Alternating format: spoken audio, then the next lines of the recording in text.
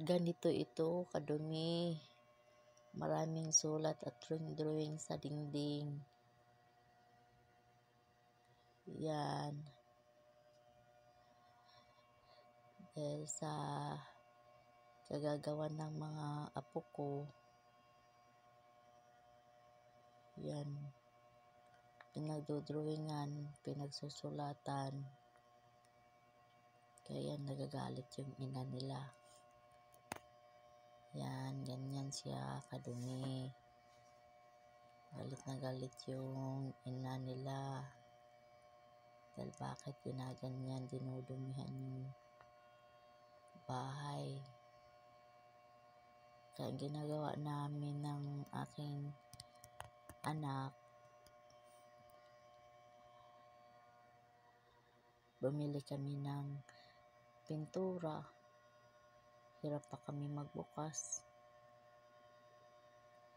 Hindi pa namin alam kung paano buksan. Yan o. Mix na dati yung aming binibili. Tsaka hindi na kami nag-hire na professional na painting. Kami na ang gumawa. Yan. Basta lang kay maalis yung mga dumi sa pader, dumi sa dingding. Yan.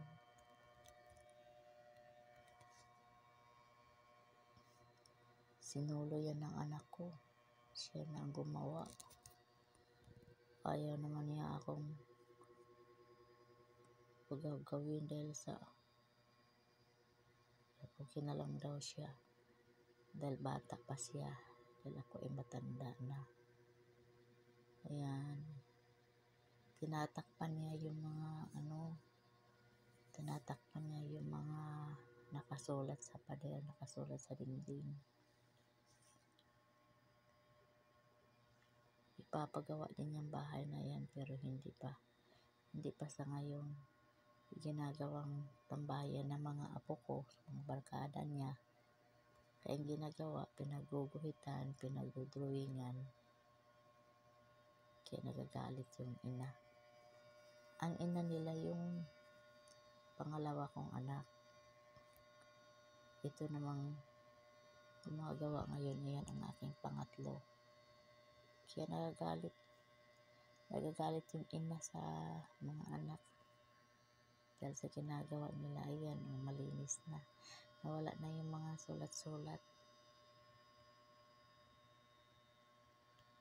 Kaya ginagawan ko ng video para ma-send ko rin sa ina nila dahil nagagalit yung ina nila sa nakikita na pinaglaruan yung dingding, pinagsusulat at sulat, pinagdodrawingan, ginagawang tambayan ng mga barkada ng anak niya. Mga lalaki ba naman yung kanya mga anak.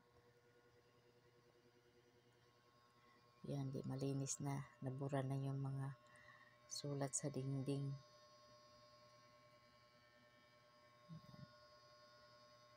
Dating computer shop yan.